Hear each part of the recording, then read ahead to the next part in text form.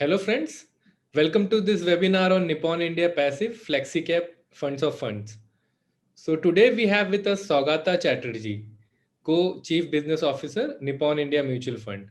Under Saugata's leadership, Nippon India MF has expanded its footprint in retail and HNI business and established strong relationship with distribution partners. Welcome Saugata. Thank you. Thank you very much, Nishant. Thanks for giving us this opportunity. Okay. So Saugata, recently Nippon has increased its focus in passive investments. So in fact, you have recently come out with Nippon India Passive Flexicap Funds of Funds, FOF. So what is the rationale for launching this FOF? Yeah, Nishant, thanks. Good question. See, we as a fund house, being a manufacturer, we are always trying to, keep the investor in front of us and give the investors the right experience, And hence, as a strategy, as a fund house, we have also expanded our bouquet as well as the offerings on the passive side, which includes ETFs, index funds, etc. Coming to this idea per se, this is an idea which is very, very unique, and hence I would like to take you all through, what made us think about this offering. Um, the journey of mutual fund industry has been very, very robust. All of us know that the assets under management are right now around 30 lakh crore. The equity assets are close to 12 lakh crores. And if we just restrict our conversation around equity at this point in time, these assets have been built over the last 10, 15 years with a clear, effort from the distribution fraternity where they have gone ahead and tried to give the right product to the investor at any point in time with the core objective of growing their wealth over long periods of time.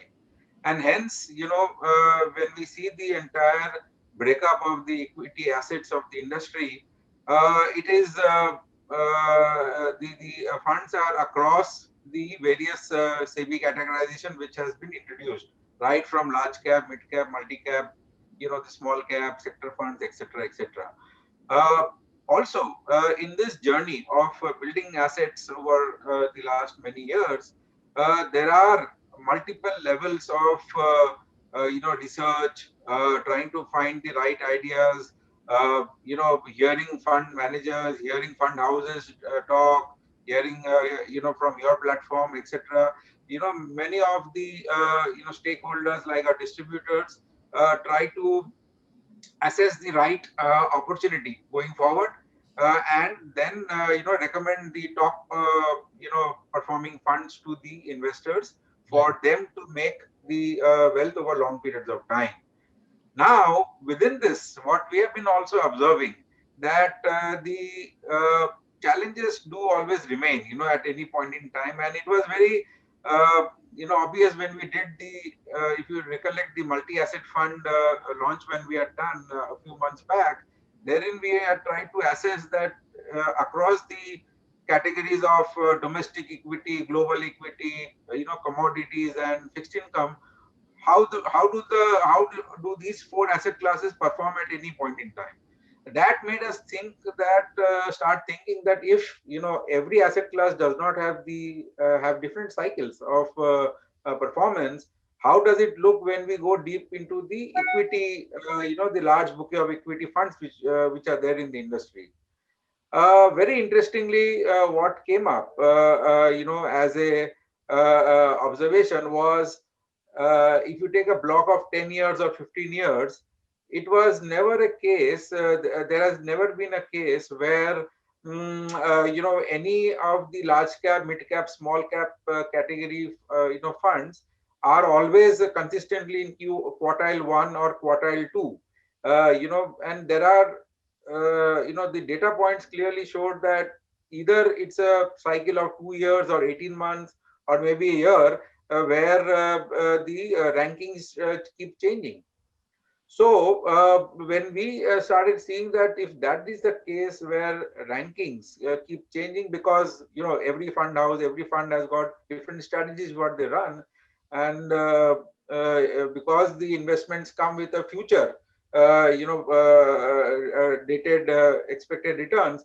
The past returns probably sometimes, give you a different perspective. Hence, we said that if these challenges, are there while selecting the right funds, how does it appear when we go into the various categorizations which are there in the from a SEBI perspective? And we also did see that the top 4 or 5 categories have gathered the maximum assets, like the large cap, multi cap, mid cap, as an example. Therein the challenges, what we understand is more in the multi-cap space, because that's a category which has actually been the darling of the the investor fraternity as well as the distribution fraternity, because of the true nature of the category, which talks about investing across market caps. Hence, from a long-term wealth creation, one needs to participate in all the market caps. But the challenges become more and more evident there, because the rankings, what we found when we aggregate all the 34 say funds in the industry, the rankings kept on changing every year or every in a block of 2 years.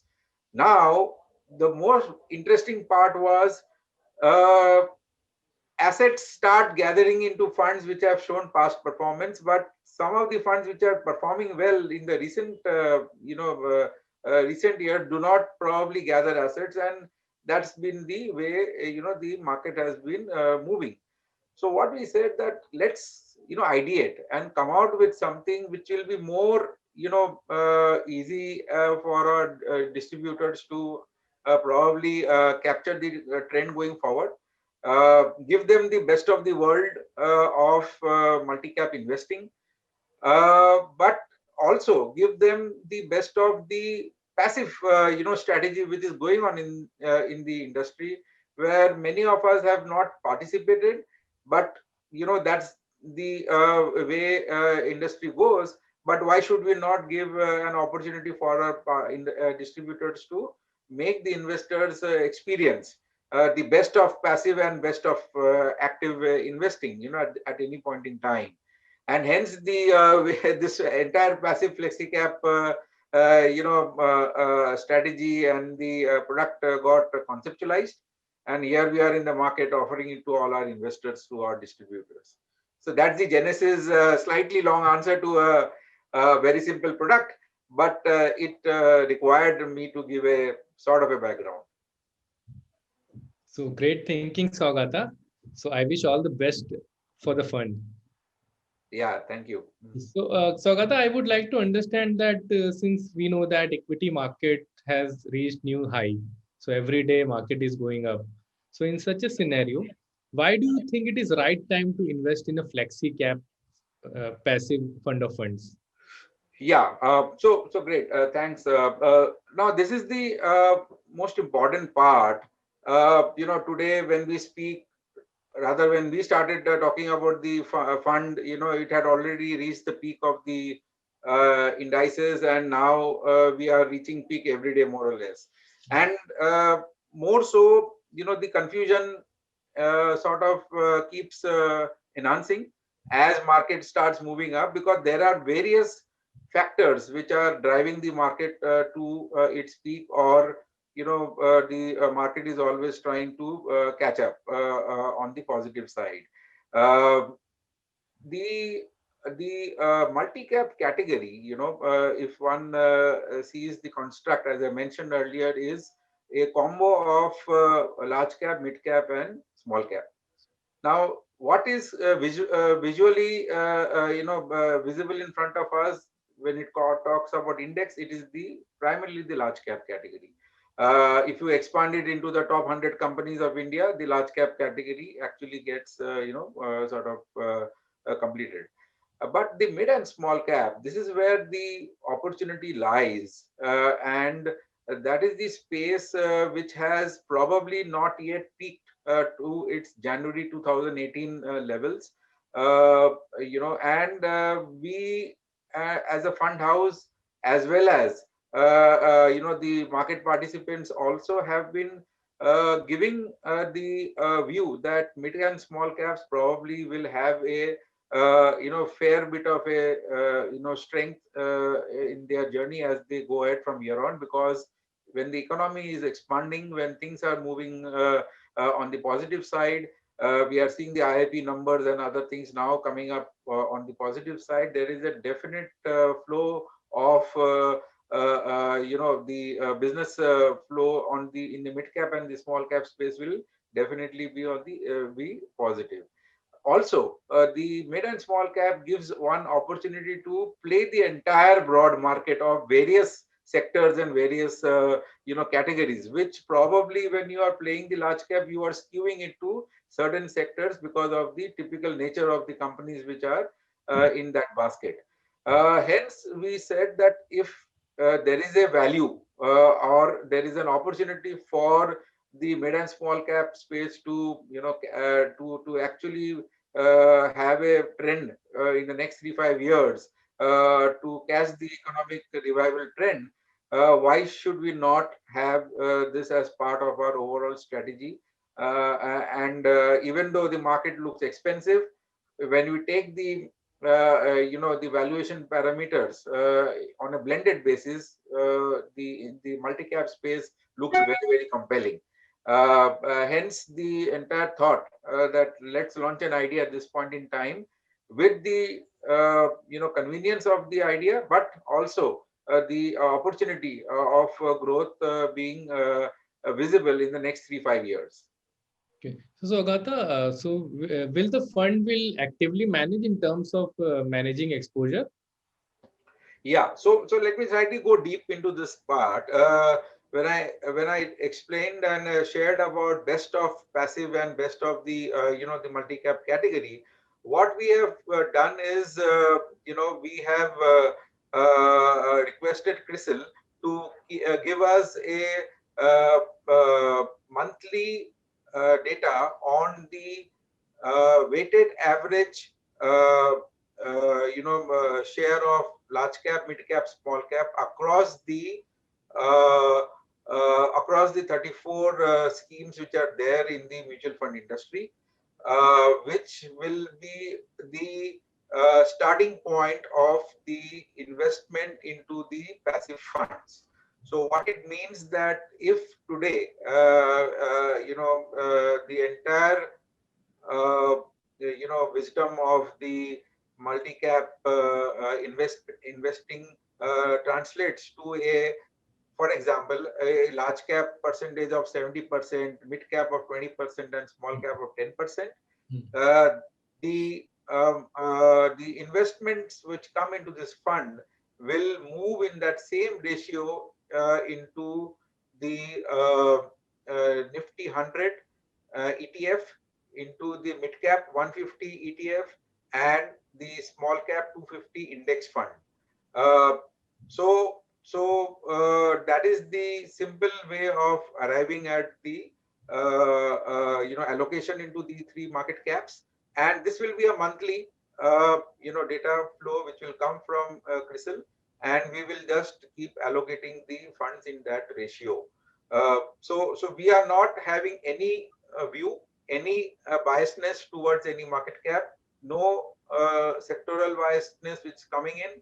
It is the collective wisdom of the multi-cap category, which is the largest category in the industry, flows into the ETFs and the index funds, what I mentioned. So 33% across all market cap, irrespective of the market conditions. Uh, no, it is so. Like I mentioned, if today, if you blend, there are 34 multi-cap funds in the mutual fund industry, Right. comprising of 150 lakh crores of assets.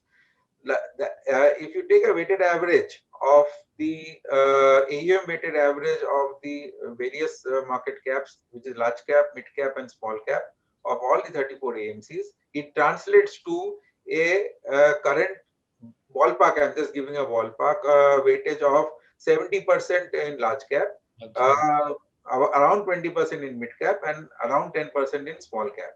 Okay. Now that is the that is the basic starting point, and when any money comes into this fund, it Hmm. will flow in that same percentage ratio Yeah. percentage into the underlying ETF. So 70% will go into, since 70% is large cap, it Hmm. 70% will go into the Nifty 100 ETF, which Hmm. is the large cap universe. 20% being mid cap will flow into the mid cap 150 ETF, and 10% being small cap will go into the 10% into the small cap 250 index fund. Okay. So the investor gets it will capture the entire market play of 500 companies, and that is the way the cycle keeps moving every month as we go ahead from here on. Okay. Okay. So, Saugata, investors can anyways invest in flexi-cap funds to take advantage of multi-cap strategy. So, why do you think that they should invest in passive strategy for their multi-cap allocation? Yeah.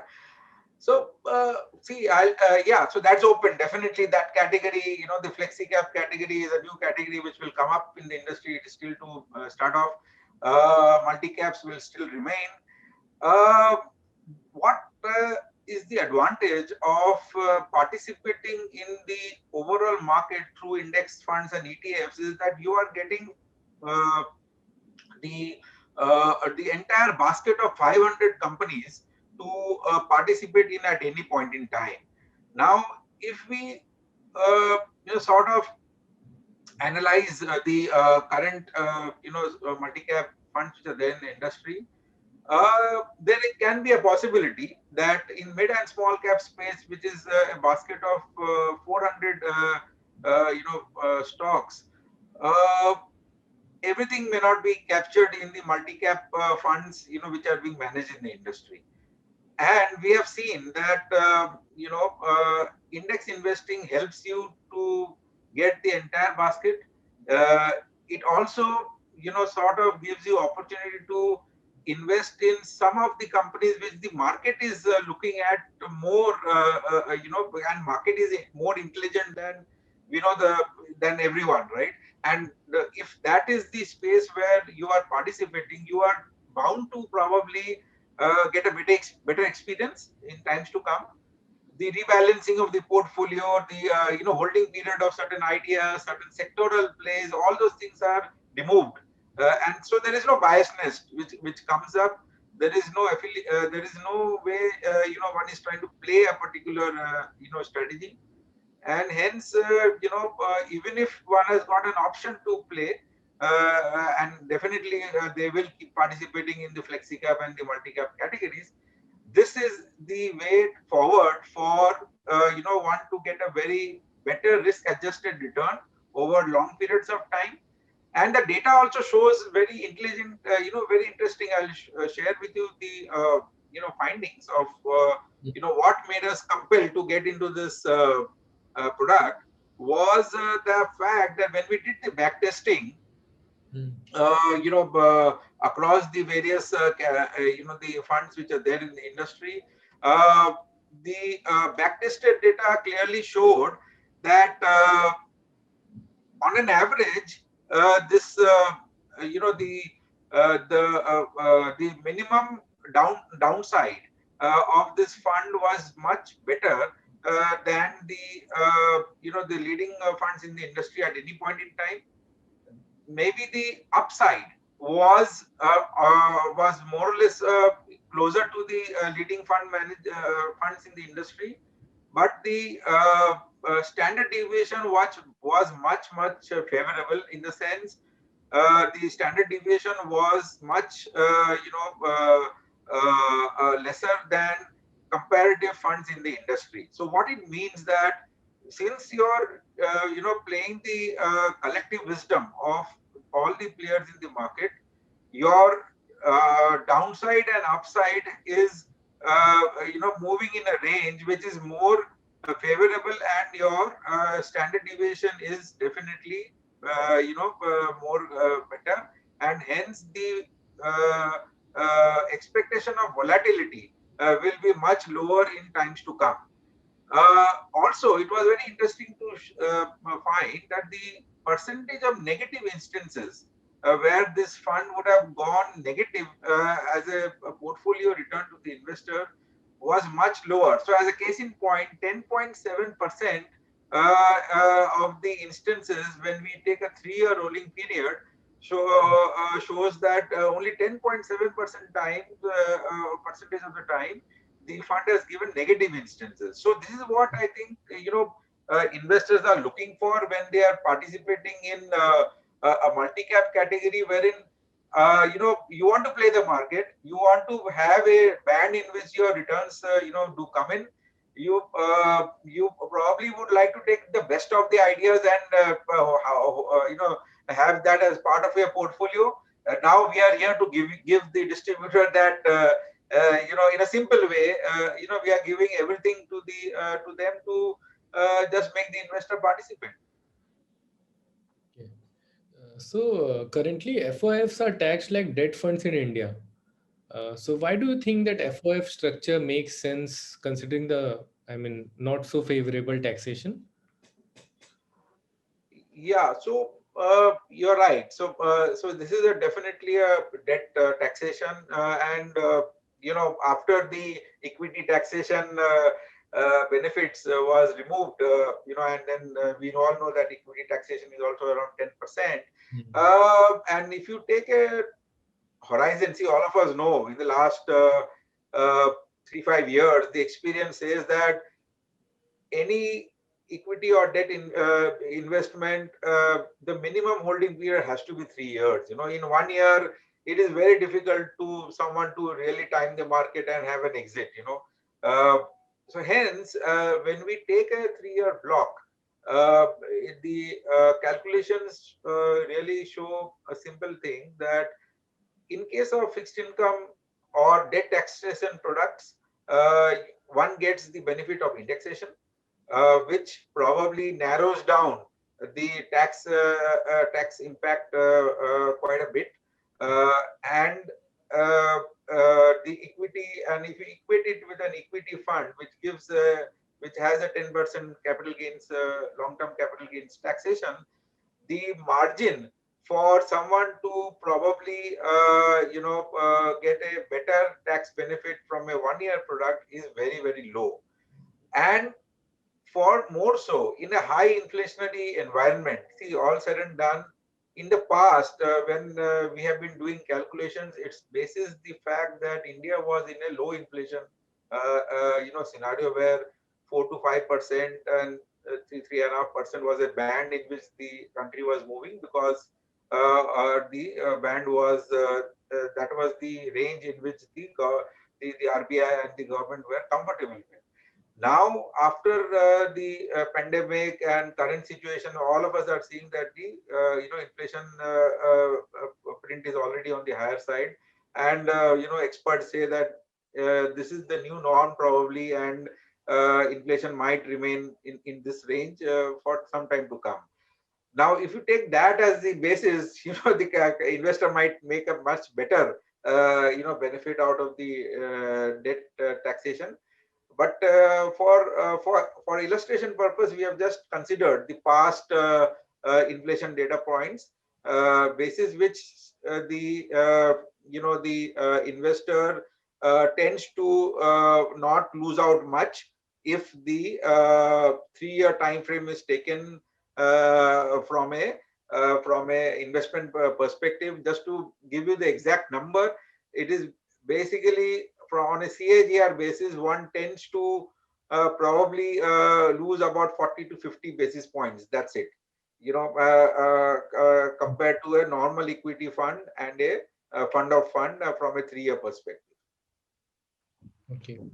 So, Chatty, you have mentioned that only 10% of time the fund has delivered negative return in 3-year rolling terms, right?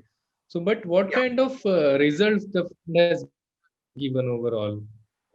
I So mean, from a in result backtesting result, perspective, what kind of performance the fund has?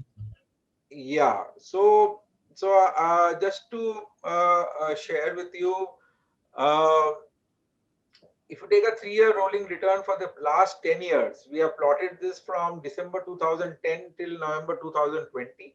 If you take a 3-year rolling return, the average return, if of average return this particular portfolio or this model would have given is 13.9%.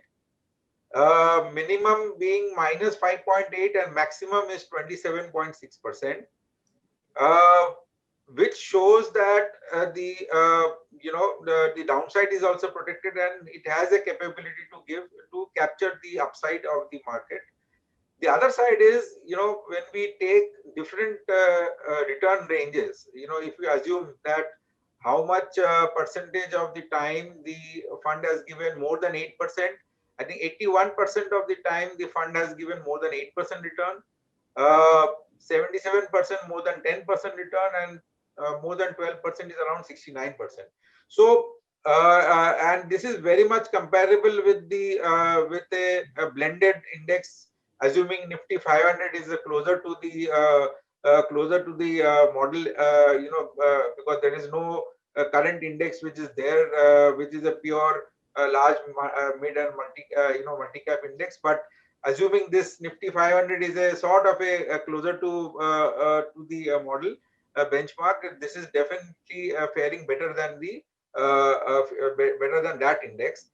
And a reason why, as I mentioned earlier, your downside is definitely protected, and you have the ability to also capture the upside, but it will obviously not be the top performing fund, which is not the objective of this entire offering. Is to give you the market, the best of the market, and actually play the index. So you will one this fund can never be on the top and will never be on the bottom. It will always try and be in the top, 25 to maybe 40%, sort of a range. And therein the investor will have a better experience rather than having that up and down, ECG type of an experience. Okay. Chatty, what would be the expense ratio of the fund? Yeah, so I think that's an important thing, because of the nature of the fund. It's a fund of fund. We obviously it is an one. It's a 1% is the capping, and like I started off with, the entire idea was to make the investor also participate in such ideas from long-term perspective. The expense, though, is capped at 1%. We feel that from a long-term perspective, partners who would appreciate this idea and would take this as part of their offering to their investors, this will become a core part of the portfolio, because of the nature of it giving you best of the experiences. And hence, both investor and our distributors would be happy to have such a allocation from a long-term perspective.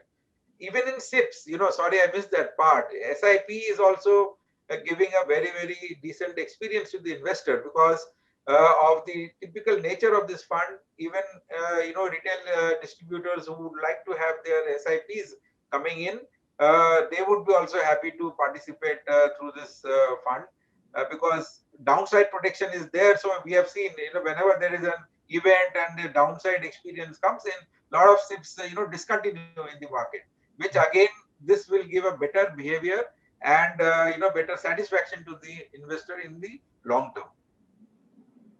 So, Saugata, you have covered most of the part of my next question, but I would ask you so that you can throw some more light on it. So my question is, why should distributors recommend this fund to their clients? Yeah, so I think, let me just be very candid here. See, the things are moving in a direction where, we have seen that in the last 8-9 months, after the economy has started, now slowly moving into the positive zone, but uh, the confusion and the ability to time the market, has always been challenged. And this is what we have been continuously discussing amongst all of us for the last many years. The time in the market and timing the market has always been the biggest question mark for all of us. Now, if one gets an idea or gets a product which can become the benchmark for the for the multi-cap industry, multi-cap category in the industry. So you are playing a benchmark, you are getting a benchmark product, because once you give an average of all the of the funds in the industry, you are basically creating a benchmark. And the experience of the investor will be much better in the longer term.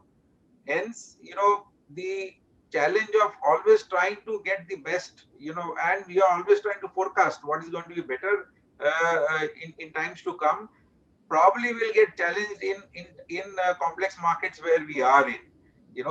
So we believe that distributors should study this idea, appreciate the fact that it has got the ability to give you the best of the current,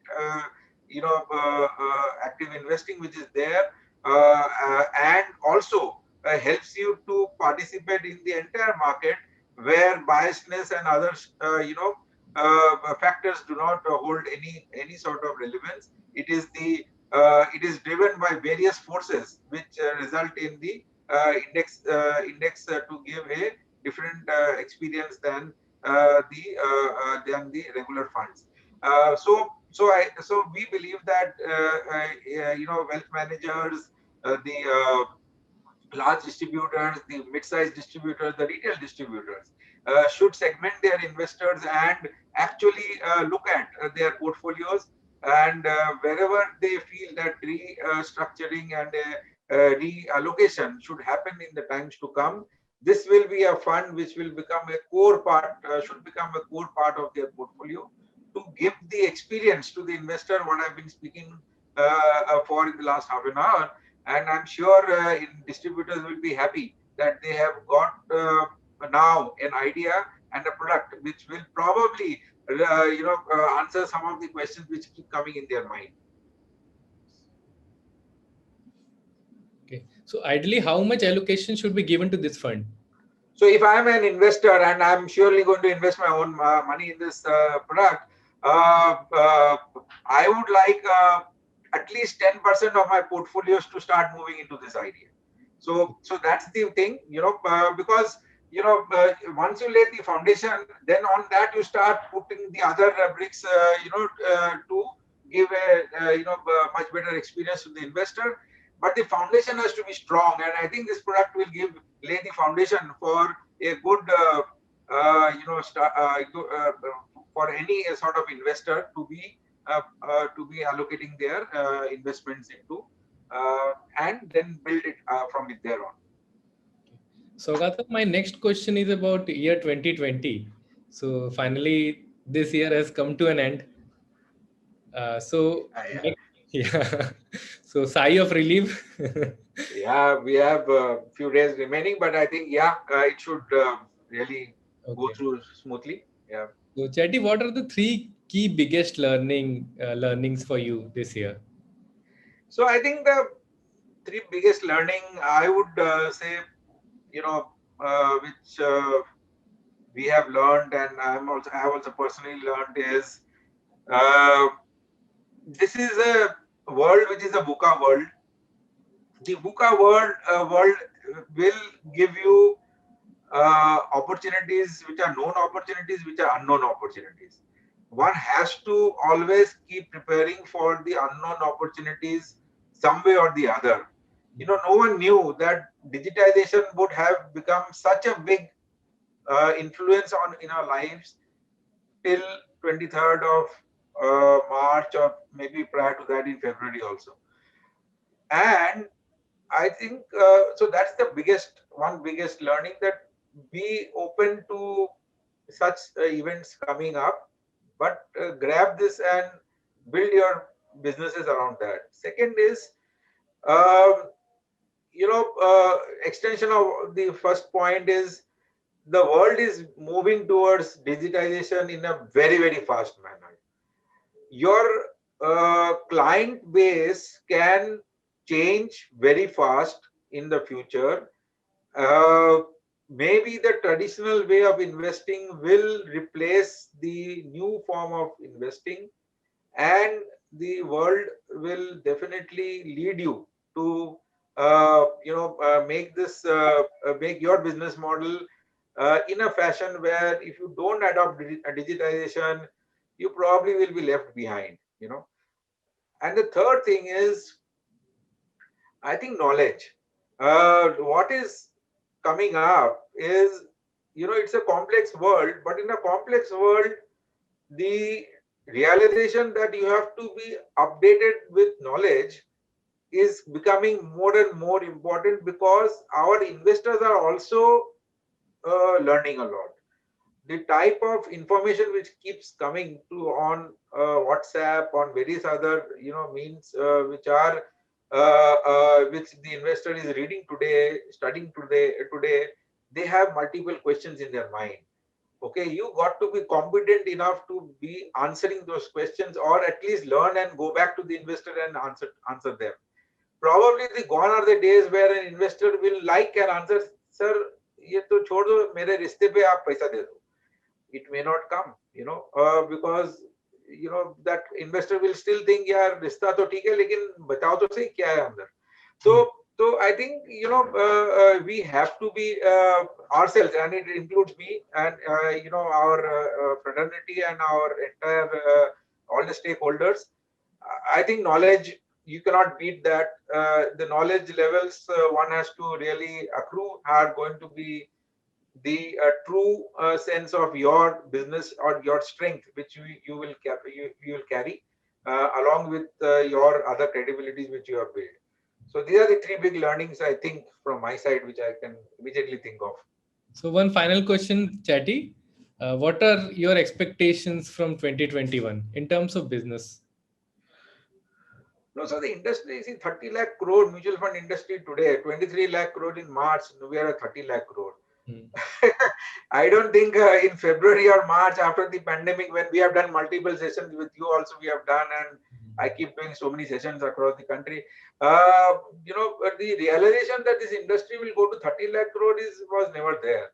Hmm. Now, can this industry move towards 50 lakh crore in the next 3 years? It looks very possible. If every year you grow by 7 lakh crore, वो तो पहुंच जाएगा ना, you'll reach 30 lakh crore.